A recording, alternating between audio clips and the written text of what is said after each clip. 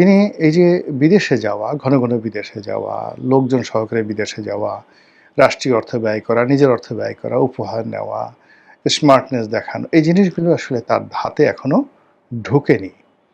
এখনো তিনি সেই জিনিসটা করতে পারছেন না। তার শুধুমাত্র একটা জিনিস আমরা বুঝতে পেরেছি, গাড়ি চালানো তার ভীষণ রকম পছন্দ।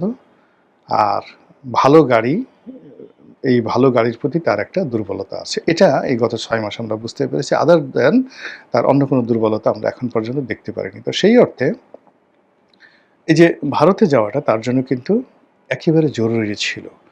তিনি ক্ষমতায় বসে উইদিন 15 ডেজের মধ্যে যদি ভারতে যেতেন, তাহলে সম্পর্কটা এমন একটা পর্যায়ে ছিল যে নরেন্দ্র মোদির তাকে অভ্যর্থনা জানানোর জন্য এয়ারপোর্টে চলে আসতেন। I am sure.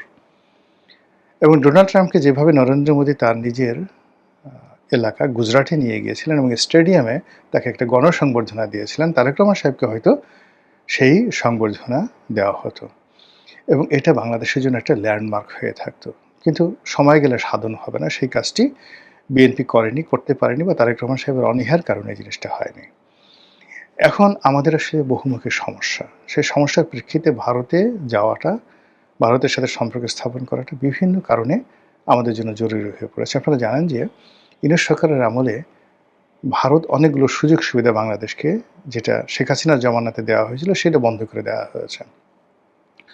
এইগুলো বন্ধ করে দেওয়ার কারণে কি হলো, মানে অ্যাটলিস্ট শুধুমাত্র একটা সেক্টর, অর্থাৎ আমরা যে ভারতের বিমানবন্দরগুলো এবং নৌবন্দর এবং সমুদ্র বন্দরগুলো ব্যবহার করে আমাদের এক্সপোর্টের মালগুলোর জন্য আমরা ট্রান্সশিপমেন্ট সুবিধা নিতাম ভারত থেকে।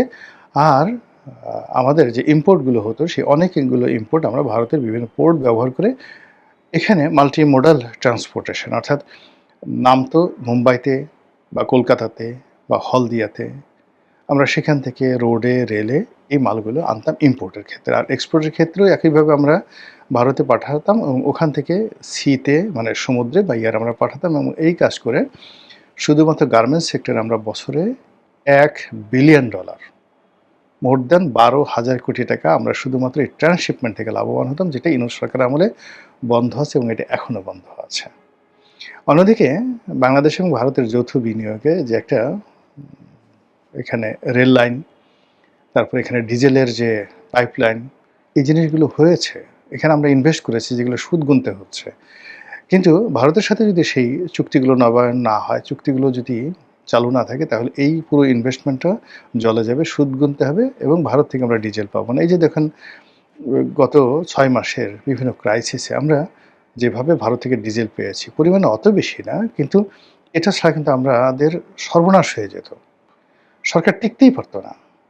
যে পেট্রোল পাম্পগুলোতে যে সমস্যাটা হয়েছে, সরকার টিকতেই পারত না। কিংবা এখন ধরেন সিএনজি নিয়ে, এলএনজি নিয়ে এখন যে সমস্যাগুলো হচ্ছে, এগুলো বাড়তে থাকবে আগামীতে।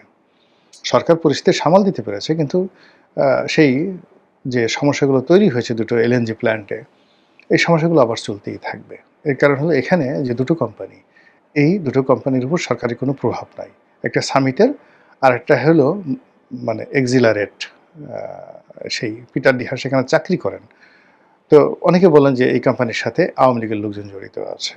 হোয়াট এভার মেবি, এই কোম্পানি দুটো যদি প্রবলেম করে, এলএনজিটা পুরোটা বসে যাবে। তো এক্ষেত্রে আসলে যাকে বলা স্ট্র্যাটেজিক পার্টনার, সেই স্ট্র্যাটেজিক পার্টনার দরকার বাংলাদেশকে যদি সার্ভাইভ করতে, এবং সেই পার্টনারটা অবশ্যই ভারত। ভারতের বাইরে কেবলমাত্র চীন আমাদের সেই পার্টনারটা হতে পারে, নট মোর দ্যান দ্যাট।